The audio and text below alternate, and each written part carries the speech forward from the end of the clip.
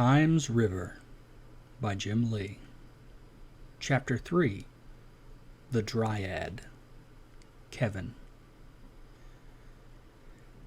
As I meandered further south, eventually to river's mouth, a lone majestic quercus I espied. Pondered slumber under its shade, a balm for nerves both tired and frayed, a nap, a rest beneath it I'd have tried.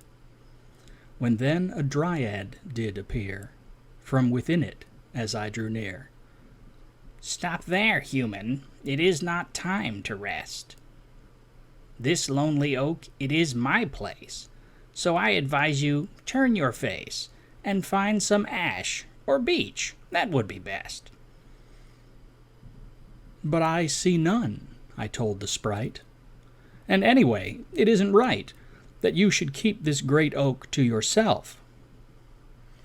"There are none near, I do confess, but right and wrong are meaningless, or such I will not quibble," quoth the elf. A ranine army hopped then in, deluged the thing in croaking din, while Brer Dryad protested all the while.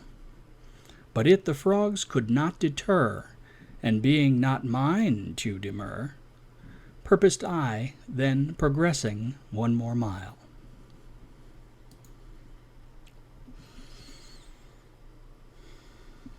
I have no memory of most of the rest of that school year, save for one wrinkle, but I'll mention it here because it's another one of those things which I didn't recognize at the time, but which proved to show that things were in motion much earlier than I later thought. The wrinkle was a spelling bee, in which all 6th grade students were encouraged to participate. While my fingers don't always do what I ask of them these days, I am at least usually correct in what I ask when typing. This was true from way back, and so I felt certain that I could win it. And since the first prize in this event was to be $50, I was quite looking forward to the competition. Indeed, in my mind, I was already spending the money from the moment the contest was announced. In the days leading up to the event, the 6th grade teachers all gathered the students into a single classroom for practice sessions. The words given to the students began at first with simple ones and gradually became more difficult. Each wrong answer eliminated a student, with the teachers eventually giving out stumper words, as is the common practice, to try to determine a winner from those few remaining. There were 3 that did most of the work in this regard, and I spell them here as I did that day. Dilemma, D-I-L-E-M-N-A,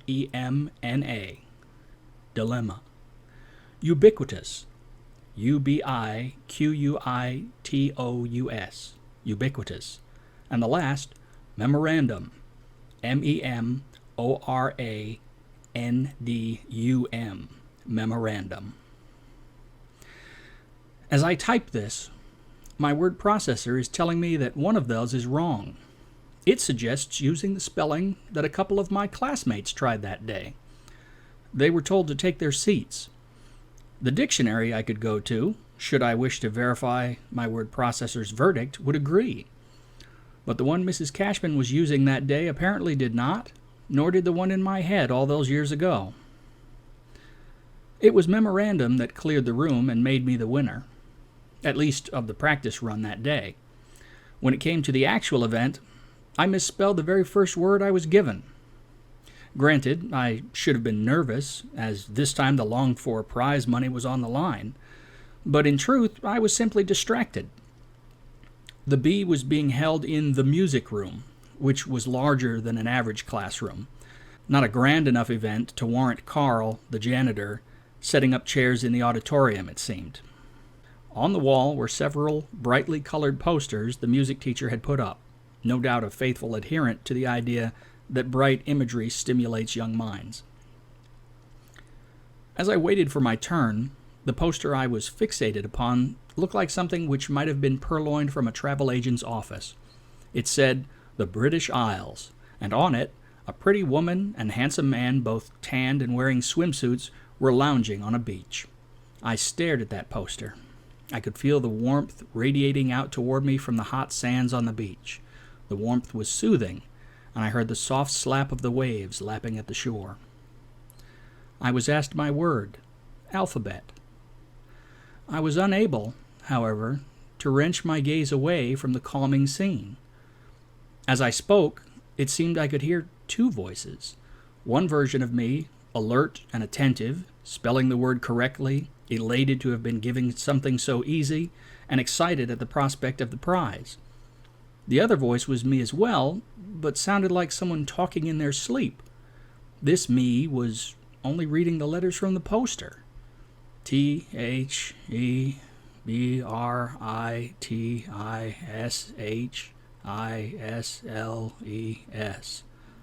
Then both voices spoke in unison, repeating back the assigned word, as is protocol, alphabet. When the moderator, a pleasant-faced woman I had never seen in our school before, responded, "I'm sorry, that is incorrect. Please take a seat," I was finally able to tear my eyes away from the beach. The warmth of the sand faded. I had gotten it wrong, but yet I hadn't. I sat there confused, as I was forced, for decorum's sake, to watch the remainder of the event play out, knowing that the prize should have been mine, and not understanding what had happened. That summer is entirely absent from my memory. If I were to guess, I'd say I spent it alone in the woods, wandering, or else riding my bike all over town, looking for secret places.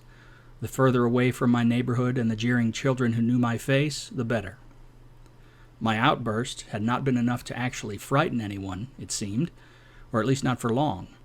The girls had shifted to whispering their derision, while the boys had become surly and confrontational. It was inevitable that the next encounter would come to blows, and I'm sure I was not eager to experience it, but I do not actually remember. The only certainty I could give you about the summer of 1980 is that I had begun carrying a backpack anytime my parents didn't force me to leave it behind. It was a small, rugged, green model with U.S. Army stenciled on it, picked up at some garage sale or other, and it contained a couple books, including a copy of Treasure Island, which I had gotten as a gift, but never actually read for some forgotten reason, some Matchbox cars, and a few other odds and ends, my compass, a string, a pocket knife, and at the bottom, the real reason I had begun carrying it, the plank with the engraved words on it. I did not want to let it out of my sight. The ground at the site of my treasure had been undisturbed. I had had to cut through the layer of weeds with the shovel. There had been no clump of sod fit back over the hole like the neighbors did when they put in the electrical box that controlled the floodlight in front of their house. It had not been disturbed, yet the marks of the second word seemed fresh. It would have been hard to explain why I felt this. The wood itself seemed ancient and dry as bone. The second word just seemed almost imperceptibly lighter. I stayed awake many nights in the months that followed, pulling the plank out of the pack after I was supposed to have gone to bed, turning it over and over in my hands. When I would hear my parents approaching, I would feign sleep and wait for them to pass and go into their room. And then I would continue to stare at the object, in the dark, as they would turn off my light as they passed. In the gloom, my eyes gathered every scrap of available illumination so I could continue to make out the words. I hadn't been able to, nor can I now, remember going to my bike to get my combination lock. Yet every version of the story I had been treated to agreed unequivocally that this was what I had done. I had even insisted that this must be a duplicate, that my lock would still be on my bike. But of course, it was not. It had been my lock, my chain. If it was possible that I was doing things without knowing it, could it be that I had somehow made these marks? I had used a screwdriver the day my punishment had ended to open my treasure chest. Had I brought it with me, and upon unearthing the object, gone into some kind of trance and made the marks myself? I didn't recall putting the screwdriver back in the drawer before going out to the woods, and after I had returned to my room and began thinking about it, I looked around but did not find it. A search of the tool drawer in the kitchen showed it to be there, but that was not conclusive, of course. My mother had always made a habit of picking up things which were not in their proper place during her many rounds of the house throughout the day. She would stoop to pick a bit of lint off the floor, were one to dare to show itself in her house. I often thought that her greatest nightmare would be a vacuum cleaner bag exploding in the house. I had compared the tip of the screwdriver to the gouges in the wood, and they seemed to be about the same size. But I tried to make my own mark to compare, and found that the wood was very hard and unyielding. I had to pound the handle with a hammer to drive it in hard enough to make a mark deep enough to simulate the others. And I had a moment of panic when my mother shouted down the hall, "What's all that banging?" I tried to pull the screwdriver free, and for a single frozen moment it would not budge, before I pushed it back and forth to widen the notch I had made before it let go of the wood. I hurled both screwdriver and plank beneath the bed and hammered the closest thing to hand, one of my Matchbox cars. "Godzilla stepped on it," I explained to her as she glowered at me from the doorway. "If you must destroy your things, do so outside. Don't ruin the floor," she said wearily. "And don't expect me to buy any more cars for you if that's how you're going to treat them." The idea that I might be doing things without knowing it, without any way of controlling it, was terrifying to me. But I dared not speak a word of this to anyone. They had brought in the school psychologist to counsel me, which meant they already had the idea that I might be crazy. I had made every effort to steer the inquiries toward the stress of being picked on every day. This was certainly not hard for me to do, and the woman they had brought in seemed very sympathetic. I enjoyed talking to her. But all I needed to do to ensure a future chock full of rubber rooms was to start saying stuff like that. So I kept it to myself, and the disquiet within my own mind continued to grow. Such linear memory as I have resumes on the first day of the next school year. Moving on to 7th grade, it was a new school, one of only 2 junior high schools in town. The imaginary lines which separated the portion of the town which went to each of these conflicted with the ones drawn for the elementary schools, and so I was relieved to discover that several of the boys about whom I was most concerned were shunted off to the other school, but not all. One of those that remained was a particularly loutish oaf named Brian. What he lacked in actual strength or menace, he apparently sought to compensate for with glad-handing ingratiation. It was likely he whom I had heard laughing behind me on the swings. The new school was arranged in a wagon wheel configuration. Each student had received their homeroom assignment in the mail. Each spoke was a color-coded wing or house that extended out from a central circular hub which connected them all. The bus loop around the building formed the wheel itself. As children arrived, they were obliged to wait outside each of the respective houses until the doors opened, regardless of inclement weather, I might add. Because there's nothing so tranquil as a pack of rain-soaked adolescents, apparently. So, on day 1, I was waiting quietly outside Blue House for the doors to open. Unlike previous years, when I had walked or ridden my bike to school, this school was too far for either, so I rode the bus. Consequently, I had not the option of arriving just in time for the doors to open and avoid this awkward silence. When the bus got you there, that was it. And more often than not, that meant at least 15 to 20 minutes standing outside waiting, hoping for nothing to happen. Brian had found himself a friend and was getting chummy with him.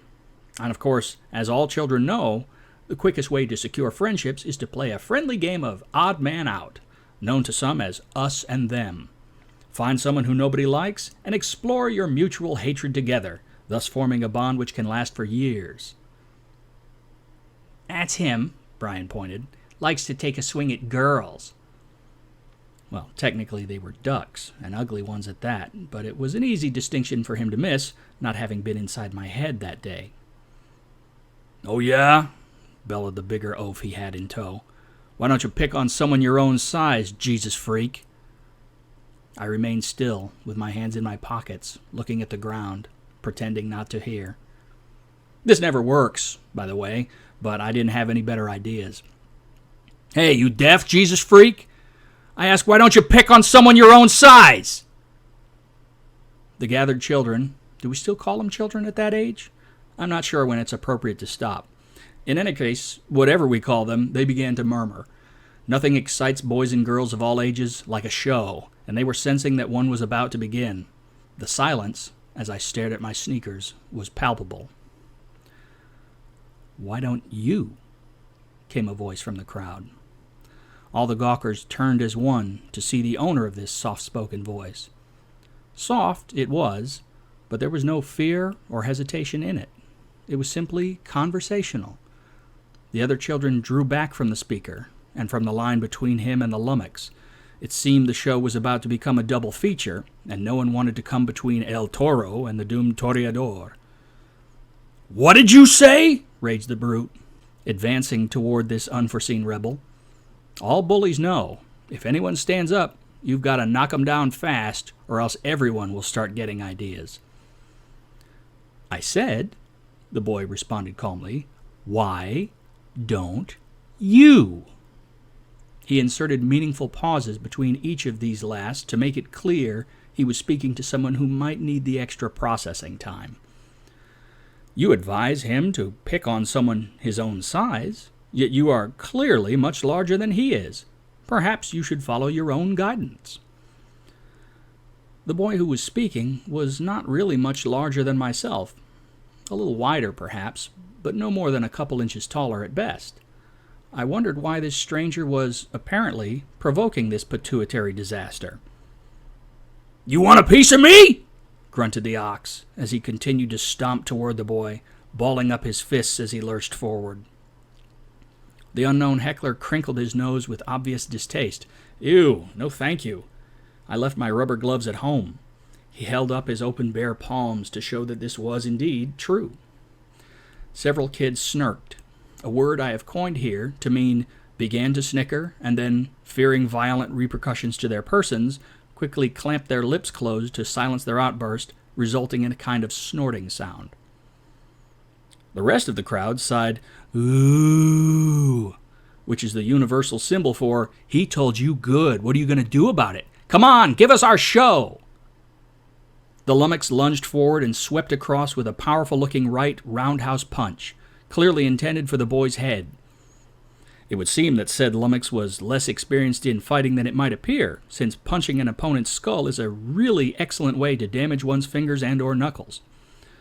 Fortunately for him, though, the freight train of his fist sailed through the empty space above the boy's head, as he had quickly dropped to a crouch at the last second.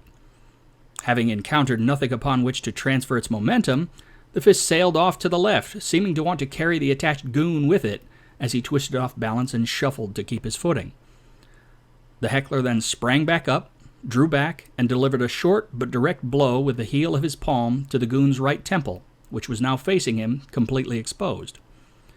The fist, having apparently won its case, continued now in a downward arc, taking the bully with it as he toppled over, his legs giving way beneath, and he crashed to the ground. The heckler stepped over him, seeming to have lost interest in the whole matter, and strode toward me. I wasn't sure what he planned to do next, until he stuck out his right hand. "Name's Kevin. And you are?" "Winston," I stammered, awestruck by the show, which had turned out to be a single feature after all. "Like the cigarettes? Cool," he replied. The doors opened, and a rather disheveled-looking man in a rugby shirt propped both doors open before surveying the little throng. As kids began to funnel into the building, he caught sight of the moose on the ground. "Hey," he shouted, "what's going on here?" Moose, I was later introduced more formally to him as Matt, began to groan and slowly regain his feet. There must have been something sharp on the ground where he had fallen, because there was now a sizable gash on the side of his face, which had begun to trickle a modest amount of blood. As it turned out, the volume being lost would have told anyone knowledgeable in such things that the wound was quite shallow, a groove driven there by a piece of glass or a sharp piece of gravel on the ground. There were certainly plenty of both around. "He punched me in the head," he sulked, pointing at Kevin. The teacher, for so he seemed to be, looked at the accused, then back at the accuser, then repeated this before looking at Kevin. "This true?" he inquired with a doubtful scowl. Moose was clearly not a first-year attendee of this school. Indeed, for a 3-year school, he might have been on the 4-year plan, if his size were any indicator. Kevin returned his gaze levelly. What do you think? I think Mr. McElroy here has started his usual shenanigans early this year, and for once, bit off more than he could chew, he observed with more than a little amusement. Nice work, kid, he muttered under his breath, low enough so that Moose could not possibly have heard him. Come along, Mr. McElroy. Let's get you to the nurse's office, and you can tell me all about what that little boy did to you. Moose looked back with a mingled look of frustration and rage. That look said that gears were turning in his head. Slowly, perhaps, but turning. He might be able to dismiss the event, play it off like he was sucker punched to anyone who hadn't been there, and intimidate the ones present into silence. But if he cried victim to the staff, that gambit would go out the window. Lucky shot, Green Bean. I'll see you later. That's quite enough of that. Come on. The teacher nudged Moose through the double doors. The crowd had quickly dispersed, and Kevin and I followed them in, entering last. How did you do that? I asked Kevin. A little bit of taekwondo. Before we moved here, we lived in Philly. Philadelphia. Mom was worried that I'd get into trouble, so she sent me to these classes. We didn't stay very long before we moved again, but I learned enough to watch my opponent, to see their next move before they make it. After that, it's just a simple matter of countering that move, and a little knowledge of physiology helps you know how to choose your best target. It's like chess, really, but with a really short interval on timed moves. Fortunately, people like him only have a fairly limited repertoire. Okay, I wish you could teach me some moves like that. That was really neat. But why did you do it? I questioned. I mean, I'm not complaining, but most people wouldn't get involved. My grandma is religious. My father calls her a Jesus freak too, and I hate it. She's always been nice to us, even let us live with her when we had nowhere to go, even though she lives in a dump and barely scrapes by on what my grandpa left her. But even though my old man is polite to her face, he's always bad-mouthing her behind her back. I hate that. So you're religious too, huh? I guess I am, I replied a little sheepishly. I hadn't actually given much thought to it over the summer. I had been completely consumed by the mystery of the object.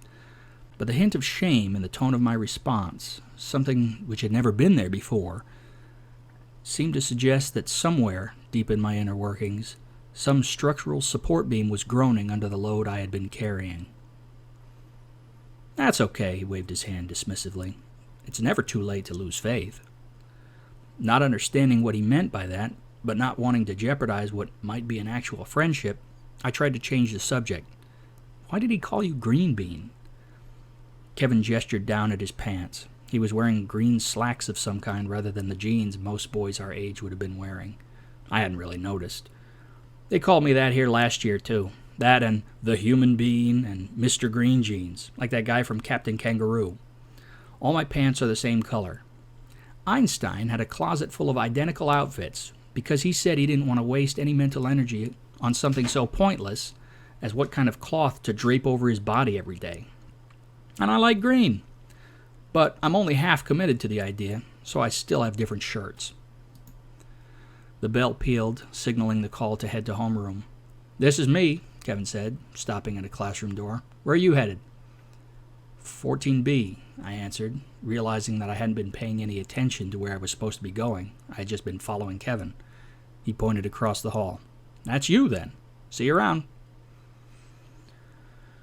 Apparently, Moose had decided that it wasn't in his best interest to try for a rematch with Kevin. But then it would seem it had occurred to him that there had been more than one person there that morning. Perhaps he thought he could save face by dealing with the other one. His initial onslaught hadn't been intended for Kevin anyway, so why not take care of the freak, right? Obviously, I don't know for certain what he was thinking, or if indeed he was at all. All I know is that whatever passed for the cognitive processes that he had to navigate, he only took 3 days to reach that conclusion. It was gym class, of course, where he felt that he had the home field advantage, in which he decided to act. During those 2 days, there'd been muttering in the boys' locker room after gym each day. From the outset, I had been appalled to discover that the school expected me to shower naked with all the other boys. While the girls each had their own shower stalls, The boys' locker room was equipped with only 2 large communal showers. Because, again, it is apparently the soul of normalcy to take adolescent boys, many of whom have already begun the battle through the raging turmoil of their hormones, strip them naked, put them in a small enclosed space together, and hose them down. Yeah, I'm the weirdo. I flatly refused to do this, on the grounds that this was unimaginable perversion. The huge beach ball of a man who was the gym coach, Mr. Plimpton, made an admirable effort to cajole and browbeat and even peer pressure me into showering with the other boys. He had failed to understand, for how could he have known, that I had been hassled by God's own engines of harassment, other children, for far too long to be so easily swayed. He tried getting me to comply by encouraging the other boys to laugh at me, saying, "The rest of us don't want to be stuck in the same room with you once you started sweating and stinking. Don't be gross. Take a shower." I crossed my arms defiantly and said, "I am not opposed to taking a shower. Cleanliness is, after all, next to godliness, is it not?" "Exactly," he breathed heavily, with the air of someone who has finally managed to get a lunatic to see reason. "So go get in the shower." "What I am opposed to," I said with rising anger, "is being forced to expose myself along with all the other boys so that you can sit there in your little office peeking through your little window to get your jollies, you big fat pervert." The coach went first scarlet, then purple. The other kids looked back and forth among themselves. This possibility had not occurred to them, and it seemed that as the breeze of the thought riffled through the air, it became entangled in at least a couple of their minds. The vice principal was called, and I was sent to him, still sweaty and in my gym clothes. I had waited for everyone else to finish changing and go out to the gym before I had disrobed. I repeated my concerns and asked him, "Do the other parents know that you're allowing their children to be ogled by that pervert? Mine won't be happy, I'll tell you that." My parents were called, and it appeared I was right. They were not pleased. And so, the school administration was not happy with any of us. "But physical education was mandatory," the administration said. "The boy can't simply not take gym class. It was important that he participate in all the mandatory curriculum if he was going to succeed. And he could not return to class in a state of bad hygiene, as that presented health issues for the other pupils." The allegation that the coach might have ulterior motives for his career choice, curiously enough, were left conspicuously out of the discussion. The principal, who had been subsequently summoned, for things had escalated by this point, declared with mock sympathy that it seemed we were at an impasse, and I would be required to bend to the will of the state or face expulsion. "Where does Mr. Plimpton shower?" I asked. "Does he shower the boys, too?" The principal goggled. "No, of course not. He has private showers in the coach's office. It wouldn't be proper for an adult to shower with boys." "Ah, then I'll shower there. I'll be happy to wait my turn if necessary," I concluded reasonably. The principal, the vice principal, the coach, all stared blankly. There was, after all, really nothing else they could say. To refuse this condition would be to lend credence to the accusation that I had leveled. My father waved his hand at me in a gesture that said, "See, there you go, problem solved." The next day, only the second day of the school year, for I had spoken out immediately, I began showering in the coach's private shower. The coach himself found somewhere else to be at the end of class, inventorying equipment, perhaps. And the other kids all murmured to each other that I was weird and that I must think I'm better than everybody else. To which those who had followed me from elementary school were only too happy to contribute that I had always been a weirdo and a Jesus freak. And so it was that I failed entirely to change tactics and blend in at the new school. But, truth be told, I do not see anything I could have done differently. For, to this day, I think it is insanity that the boys are expected, as a matter of course, to endure this indignity. I suspect that it is largely because their fathers before them were forced to do so, and so it has attained a counterfeit normalcy, while girls are afforded individual stalls. From people with whom I have discussed the subject, it appears that this condition is well nigh universal across the land, but few seem to react as I did. So, Plenty of hostility, both from students and staff, had begun to develop around me like a cloud, such that when Matthew McElroy assaulted me on the 4th day of school, rather than being punished, he was practically lauded as a hero. The event had been witnessed by other students, who, when pressed, had told their tale. My parents learned of this, and after some insistence that the matter be pursued, I was brought into the vice principal's office to corroborate the account.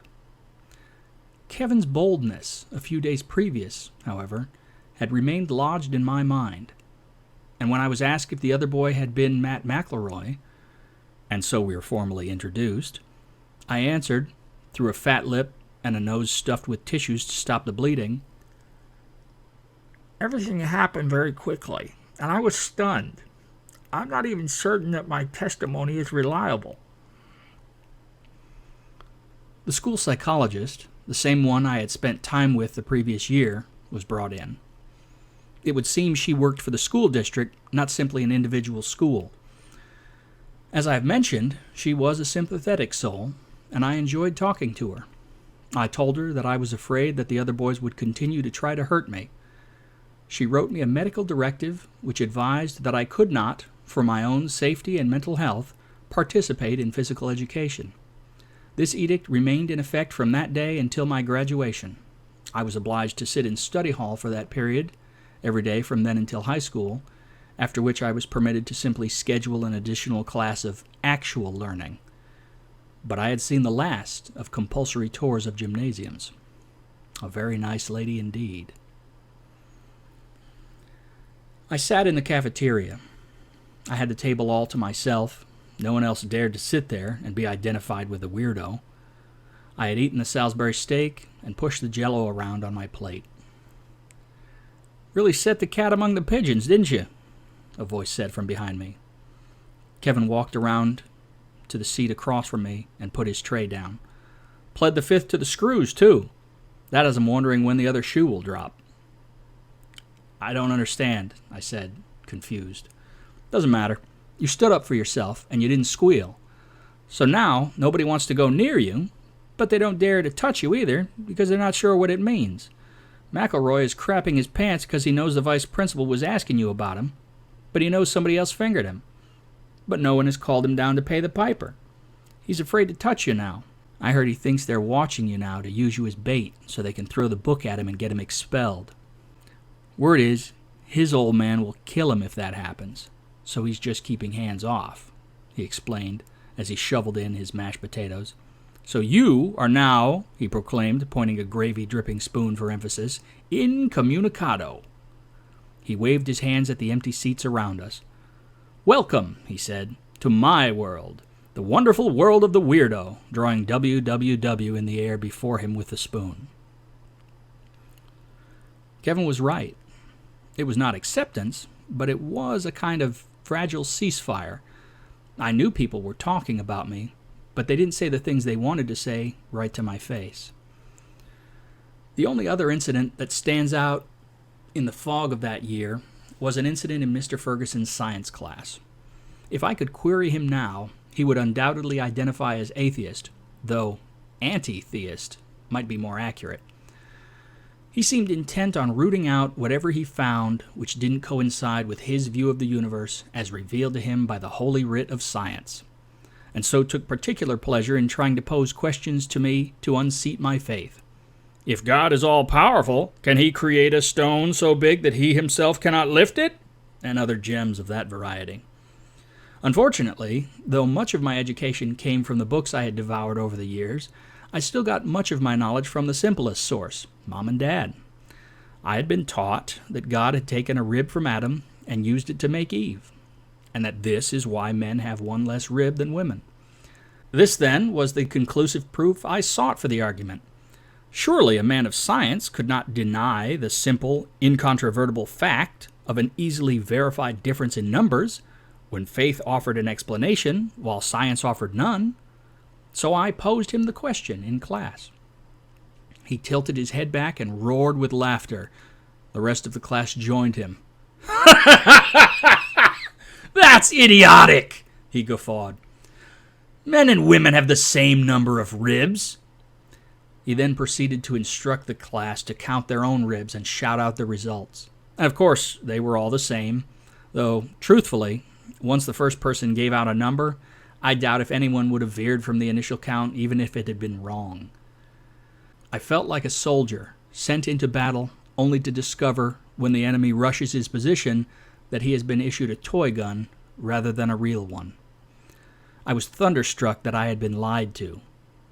Of course, when I relayed the incident at home later, it was clear that ignorance, not deception, was the source of the error, but that was little comfort. I walked out of the class. The whole hallway echoed with the sounds of their laughter. I spent almost all of the summer in Kevin's company. We spent all our time in the days exploring outside. When we were at my house, we wandered in the woods or down by the river. At his house, he had woods and a great pond where he was raising an army of frogs. And during these forays into nature, I began to understand what he had meant that first day when we met. It's never too late to lose faith.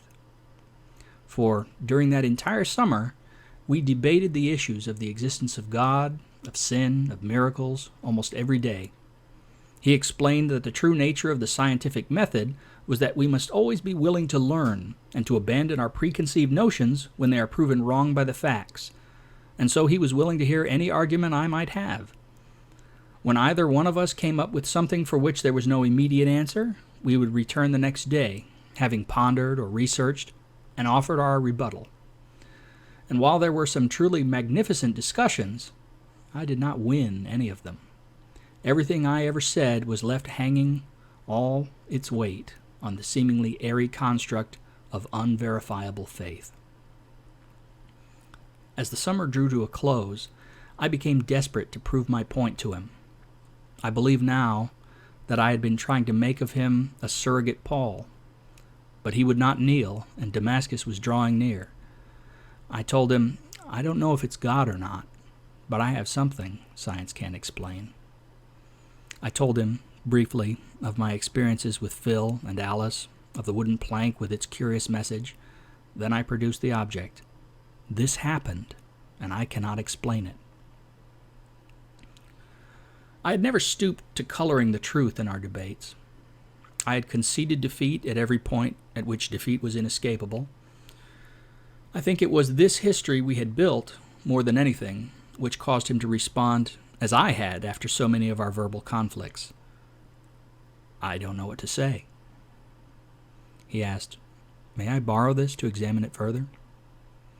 I told him he could keep it for all I cared. In truth, my faith was crumbling, and I was confused, and I didn't know where to turn. The last thing I needed was more unanswered questions, and besides, nothing else had happened with it, no matter how many hours I had stared at it. Whatever mysteries it contained, they appeared to be closed to me. I'll keep it safe, anyway, he said solemnly. In the months that followed, as the new school year began, two things began to happen. First sporadically, then with increasing frequency. I began to have vivid nightmares, and our house, it would seem, became haunted. The nightmares are easy to describe. Each night, I found myself running in the dim light of a full moon alongside a river. It was too dark to be certain, but it felt like the river near my home. And though I had been up and down that riverbank countless times, none of those excursions had ever been in the dark. As a result, everything was confusing, and the footing was uneven and muddy, with tangles of thorny bushes here and there which snagged on my clothes. Each time, I began standing quietly in the dark, watching the reflection of the moonlight on the water, rippling as I listened, because I knew something was coming, even before I could hear it. I never had to wait long, though. My presence must have been detected, because the sounds would always soon begin. I'd never been near running horses. The closest thing to them I had experienced were tame ponies I was taken to a farm to ride. But I had watched enough TV, in the days before it had been taken away, to know the sound, and it was not one, but many of them, galloping madly toward me along the river's edge. Each time, I would begin to make my way downstream as fast as I could, but in the dark, my progress was horribly slow. Not that I could be any match for galloping horses. And each time, As the sounds drew closer, a dull red glow would creep toward me through the sparse trees along the bank. The pursuers carried fire of some kind, torches perhaps, and each time I would be equally terrified when I would turn back as I ran, risking a headlong sprawl, to see what was following me. Each time, my heart would freeze as the lead rider's horse leaped over the top of some low bushes, revealing himself. The horse itself was pitch black, to the point of invisibility, save for two dully glowing red eyes. But these were not the light source. The rider was the most horrible mass of twisted, charred flesh that my child's mind could conceive. He pushed a putrid wave of stench ahead of him that I can only describe as a mixture of barbecue and spoiled rotten meat. These were the only impressions I had time to form, for he then raised the light source, a wicked-looking barbed blade, with hellish fire running up and down its massive edge. He bellowed, "Come back! You belong to us now!" as he spurred his mount forward, and sweeping the blade downward into my... And then I would awake, drenched in sweat. Not every night, but at least once or twice a week, never with any kind of consistency. During this period, while I was being treated to these less than idyllic scenes, the cavalcade of others who lived in our home as my parents' guests began to report unusual sightings. One saw a tiny imp-like demon rollicking back and forth with laughter before disappearing. Another saw a man wearing a white suit, but with nothing where the head or hand should be, reaching toward him silently as it walked through the pool table toward him before he fled. One saw an oozing mass of slime pouring out of the closet and pooling on the floor at the foot of their bed, which disappeared when he attempted to get out of the room. Yet still others saw disembodied hands reaching around corners to grab them, only to find no one there when they would investigate. One girl claimed to have awoken to find a pair of arms coming up through the bed, strangling her. She showed everyone at the dinner table a pattern of large red welts on her neck, much larger than her own hands. Technically, there were 2 tables now, seating anywhere from 8 to 12 people at any given time. A constantly changing auxiliary of strange and increasingly surly and unfriendly faces. It didn't take long for the reports of these encounters to make their way back to the state agency that handled the assignment of foster children. The ones we had wanted out, and they must have been spreading the word back at whatever dorm they were housed in when there was no family available to take them in, because my folks, who dismissed these events as simply attacks of the devil trying to stop us from spreading God's word, were told more and more that there wasn't anyone who needed placement right now. People who had come to the house by association with the church rather than the state, many of whom were simply rebellious teens or post-teens who wanted to get away from their own parents, increasingly found reasons to reconcile with the families they had left behind and return there. All of these sightings had 2 things in common. First, I had never seen any of them. And this was for a very simple reason. The second thing they all had in common. They all occurred while I was asleep. While, in fact, I was having one of my nightmares. It was on a night in March when the nightmare changed. I was on the riverbank. It was quiet, as usual, but the moon was only a sliver. I immediately began to pick my way in the almost total darkness. Every other time, when having these dreams, I could not remember, while I was yet in them, how they always turned out. But this time I could. I knew what was coming. I ran as best I could. Soon the sounds began. They were different too, but I was too terrified to think about it. And as I ran, I could see something else that was new. In the distance, a yellow light shone out in the darkness ahead of me. I ran harder. Thorns tore at my hands, my face, wrapped around my ankles and burned as I tore myself free.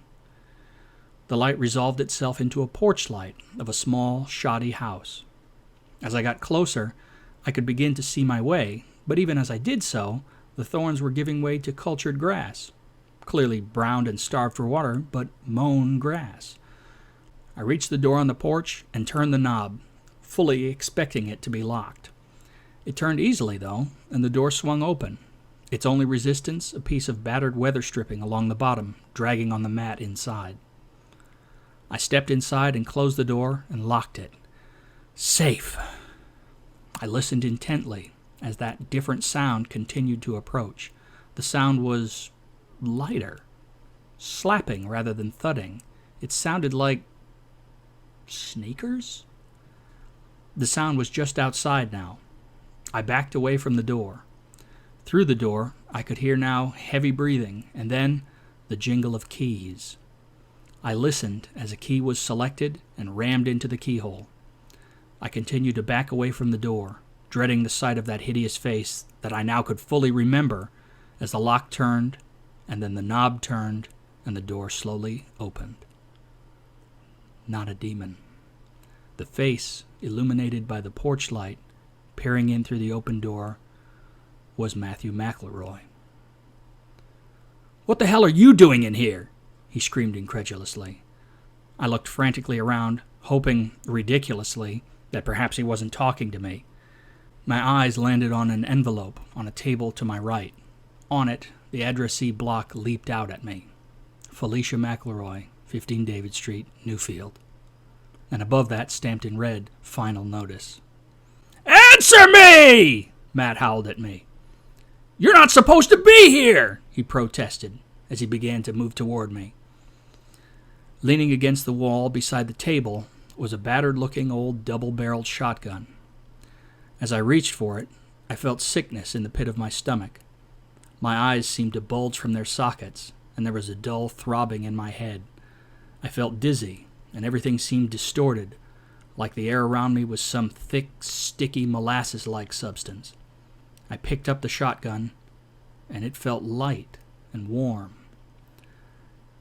As I touched it, a thought went through my mind, and then, just like at the spelling bee, I heard some other version of myself speak it, not with a shrill squeak of terror which would have come out of my own mouth at that point, but a slurred, half-sleeping voice, distorted like a warped 8-track tape.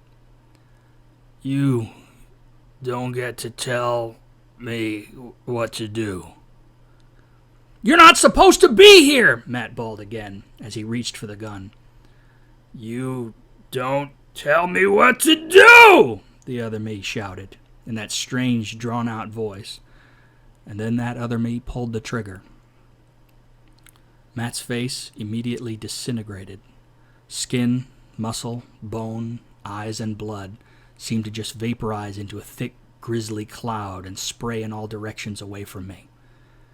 His almost completely decapitated body lurched forward as it fell, and his twitching fingers brushed the barrel of the gun he sought to grab. And I awoke, shrieking. My other dreams had awakened me drenched in sweat, but soundlessly. This time, I screamed and screamed and screamed. The entire house crowded into my room and around my bed as my mother, first to arrive, tried to comfort me, to try to find out what was wrong. I continued to scream even after I had no voice left to scream with. But it was no inarticulate wail. What I hurled to the sky with all my strength was no. I stayed home from school for 3 days.